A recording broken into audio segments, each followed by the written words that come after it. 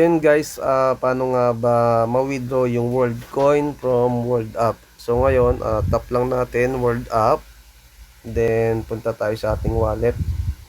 So ayan, meron tayo dyan na natitira. So click lang natin yung 3 buttons sa right side. And then select natin yung withdraw. And then select natin yung World Coin. So ngayon, ang gagawin natin is papunta tayo sa ibang crypto exchange. O ililipat muna natin. So to crypto app ay yung siselect natin, and then makikita nyo meron na akong nakalagay dyan na address. So saan nga ba nanggaling yung address? So ngayon ang gagawin natin, punta tayo sa Binance. So select natin yung Binance ngayon, and then type natin sa itaas yan, deposit world or WD coin.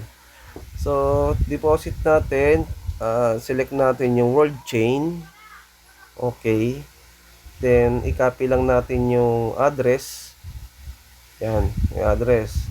Then once na na-copy natin yung address, so ayan na yung address niya. Select natin, and then select tayo dito kung ilan yung gagawin natin, 10 or max na natin.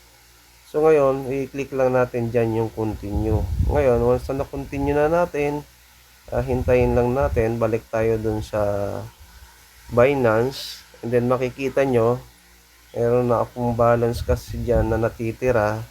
So yan kasi pag pumunta tayo sa wallet, makikita nyo yan na yung world coin na tinransfer ko from World App.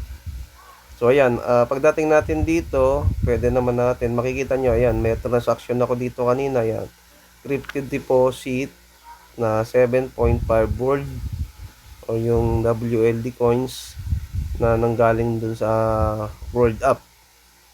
So pagdating sa Binance, pwede rin naman natin siya i-transfer, i-convert natin into USDT or other crypto para maging pera na talaga siya to PHP using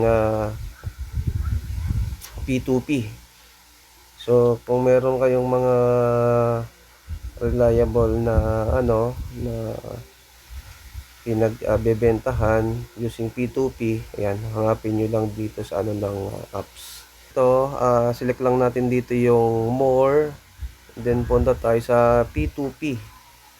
Ayan, so i-select nyo lang dyan kung bago ka lang sa P2P. Ayan, select nyo lang etong new, and then kung matagal ka ng nagbibenta, so select nyo lang yung yes.